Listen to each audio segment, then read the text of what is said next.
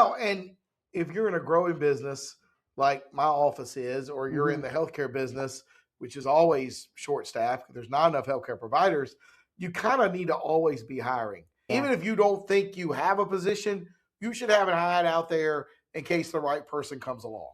Maybe so. If you've got that much growth, then yeah, I think so. And just to maintain those relationships so that when that ideal opportunity comes about, that yeah, you've got that relationship with them and you say, hey, I met you and you really stood out. We've got an opportunity now. Is this something you're interested in? So I think, yeah, building that. The other thing you mentioned was about anxiety. And I tell people when we look at it, a lot of the book is about communication and conflict resolution, because I feel like once you kind of understand what makes people tick, so we look at generational differences and we look at personality differences and the concept of unconscious bias, and we start going, okay, now that I'm looking outside of just what do I see on the surface that I know about you, and I'm trying to figure out like what kinds of experiences have made you make some of the choices you have or the way that you choose to communicate, then the next piece goes into how to have those conversations when there's any kind of potential conflict.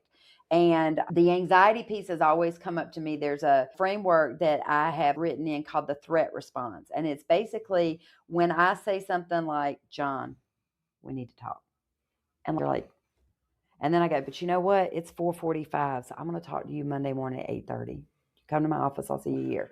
Like, your face is turning red, and this is just an imaginary situation. Right? Like, because all these thoughts come through. So the threat response is talking about, like, what are the things running through our mind? Are you for me or against me? Is this a good thing or a bad thing? Are you a reliable person that I can trust that you're going to be reasonable when I work with you and that you're going to give me an opportunity to speak up? Because I tell people it's not usually the problem that's the problem.